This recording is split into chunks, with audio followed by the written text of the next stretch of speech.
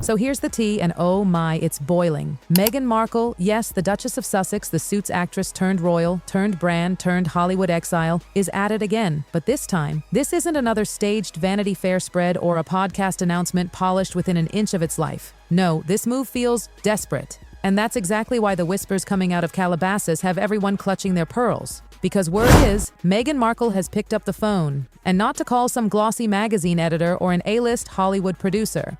She allegedly dialed into Calabasas royalty, the Kardashians. And not for brunch. Not for selfies over avocado toast. Not for some cute girl gang collab where everyone pretends they're sisters-in-law for Instagram. She called for help.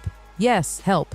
Let that sink in for a second. Meghan Markle, the woman who once sashayed into Buckingham Palace and turned it into her personal Netflix backdrop, now reaching out to the queens of reality TV like a contestant begging for a lifeline. And here's where it gets juicier. She's not pitching some creative collaboration. No, darling, and she's pitching herself. Meghan, the brand, the headline, the scandal magnet, trying to sell herself into the Kardashian empire. That alone tells you just how seismic the shift has been. A few short years ago, Meghan's name could crash an entire website. She wasn't just a celebrity. She was the headline, the moment, the symbol of a monarchy reborn. Or at least, that's what they sold us. But Hollywood isn't a fairy tale. It doesn't care about crowns or castles. Hollywood runs on one thing: relevance. And Meghan's? Oh, it's been slipping. Fast. Netflix? Cut ties. Spotify? Pulled the plug. The press? Absolutely ruthless. One minute she's the fresh new voice of modern royalty. The next, she's just another headline people scroll past with a sigh. And that's exactly why this Kardashian angle matters. This isn't a fun collab. This is a last-minute SOS flare shot into the Hollywood night sky. Meghan is banking on the Kardashians, the undisputed masters of reinvention, scandal, and monetized chaos, to toss her a ladder back up.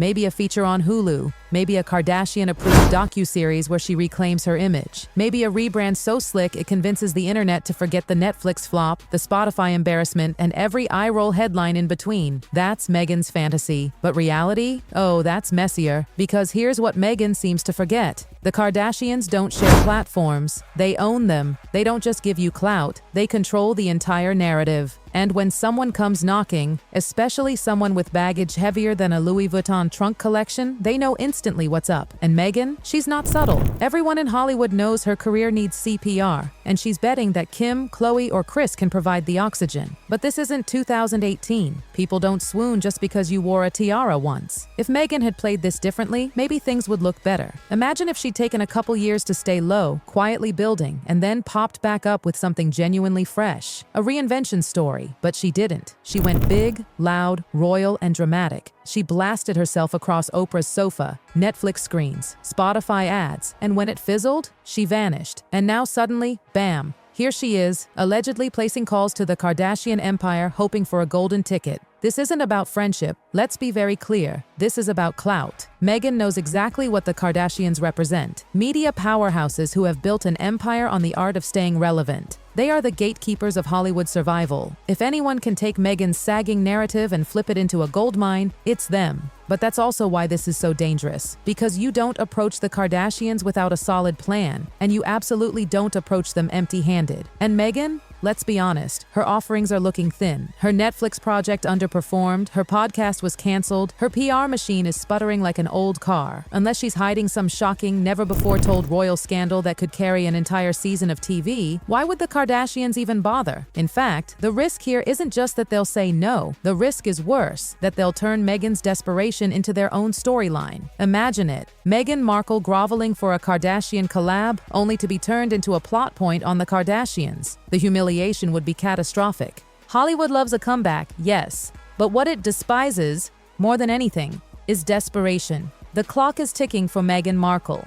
And the real question isn't whether she can claw her way back into the spotlight, it's whether she can actually survive it. Because let's be real, Kim Kardashian doesn't pick up the phone for nostalgia. She doesn't say yes because your name used to ring bells in the British tabloids. Kim lives on numbers, influence, impact. She knows exactly what Meghan's call means. Calculation. And Kim's seen this play before, dozens of times. The faded starlet, the ex-celebrity, the influencer who can't hold engagement. They all come running to the Kardashian machine when the spotlight dims. The difference is, Meghan isn't some influencer trying to launch a perfume. She's royalty, kind of, which makes her desperation both heavier and more complicated. Now, Kris Jenner, let's talk about her. Because if there's one person Meghan is really pitching here, it's Kris, the matriarch, the woman who turned family drama into a billion-dollar brand. If Meghan thought she could charm Kris with a sob story, she's mistaken. Kris doesn't hear sob stories, she hears opportunities. Picture it. Meghan lays out her pitch, voice perfectly modulated, words carefully rehearsed, and Kris nods politely, that trademark straight face hiding the spinning wheels inside her mind. Because Kris sees everything. She knows Meghan could be ratings gold or a PR nightmare. There's no in-between. And Meghan, she comes with baggage. Too much baggage. She's no longer the glamorous, mysterious figure she once was. She's polarizing. Half the public still insists she's brave, misunderstood, silenced. The other half, they think she's manipulative, entitled, obsessed with controlling every detail of her narrative. Either way, Meghan attracts heat. And heat, of course, is something the Kardashians know how to handle. But they also know when someone else's fire threatens to burn their house down. So behind the scenes, the hesitation is real. Meghan offers intrigue. She offers headlines. But does she offer long-term value? That's the billion-dollar question. Because Meghan isn't pitching a brand anymore. She's pitching a redemption arc. And Hollywood only buys those if the story feels earned, authentic, raw. But here's Meghan's problem. Her entire public image has been built on polish, control, perfection. And perfection doesn't trend anymore. Flaws trend, mess trends, vulnerability trends. And Meghan, vulnerability has never been her brand. So here's Meghan's gamble. She's betting her royal past still has enough sparkle to get her through the Kardashian gates. That the Duchess title, the palace drama, the whispered scandals, all of it still shines brightly enough to attract viewers. But in the Kardashian world, titles mean nothing, crowns mean nothing, fairy tale weddings mean nothing. What matters is content. What matters is engagement. Kim didn't build her empire by curtsying. She built it by packaging every heartbreak, every feud, every tabloid storm into binge-worthy content. If Meghan wants in, she has to play by those rules. And that means something Meghan has never been comfortable with. Giving up control. Think about it. Meghan's entire Hollywood re-entry has been about control, carefully curated interviews, Netflix scenes framed like prestige drama, Spotify podcasts edited within an inch of their life. She's built her brand around perfection. Polished lines, polished photos, polished narratives. But Hollywood today? Hollywood rewards rawness, unfiltered mess, the stuff that makes you gasp, clutch your phone, and immediately send a screenshot to your group chat. That's why the Kardashians are thriving. They turned sex tapes, divorces, failed relationships, sibling feuds, literal disasters into billion-dollar entertainment. They made chaos a currency. And Meghan? She spent years running from chaos, fighting tabloids, dodging paparazzi, trying to silence leaks. But now, here she is, allegedly knocking on the door of the family that turned chaos into an empire. The irony, it's brutal, because Meghan once told the world she wanted her own voice, her own space. She ran from the press, from the palace, from the tabloids, and yet, now, she's begging the Kardashians, the literal embodiment of media manipulation, to let her in, not as a guest, as a collaborator. But here's the catch. The Kardashians don't rescue. They don't save anyone. They take what's useful and amplify it. And if Meghan's narrative is messy enough, scandalous enough, or heartbreaking enough, sure, they might let her in. Not because they believe in her, but because they believe in the content. And Meghan, like it or not, she is content now. The power dynamics have completely flipped. She used to be the one with global fascination, the Duchess with the world at her feet. Now she's the one chasing attention. And the Kardashians? They're the gatekeepers. Whether they open the gate depends on one thing: what Meghan's really offering.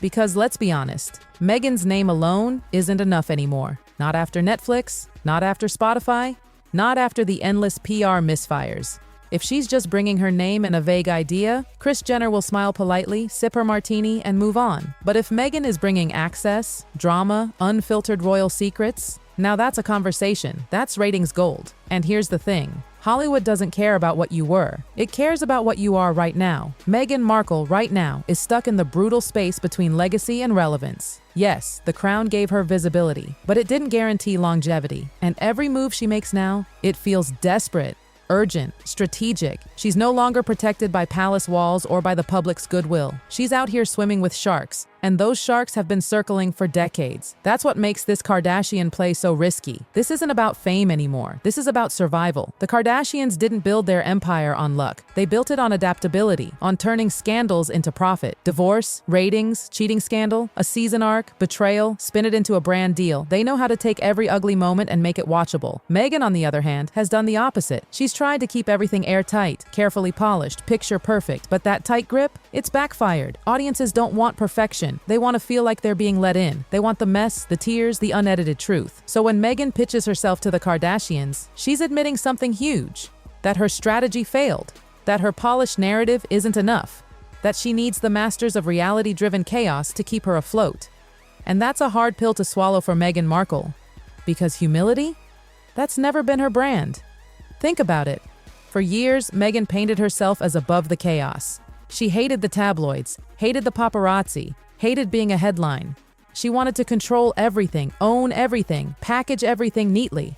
And now she's knocking on the door of a family that doesn't just live in chaos, they sell it. If the Kardashians do take her in, it won't be because they want to help her. It'll be because they smell content. Because they know watching Meghan Markle stumble through a Hollywood reinvention under their spotlight could be ratings gold. Imagine it. Meghan finally spilling the unfiltered truth about the royals, about Harry, about the press, about every failure she's tried to downplay. That's the crossroads she's standing at. Reinvention or rejection, transparency or more silence. The cameras may not be rolling yet, but make no mistake, the audience is watching. Not because they're rooting for her, but because they're curious. They want to know if Meghan Markle, the Duchess who thought she could conquer Hollywood, actually can. Or if she's about to flame out for good. Behind all the PR spin, behind the designer outfits, behind the carefully staged photos, Meghan knows the truth. The clock is ticking. Her cards aren't as shiny as they used to be. Her safety nets are gone. If this Kardashian play fails, that might be it. No more comebacks. No more glossy Netflix deals. No more soft landings.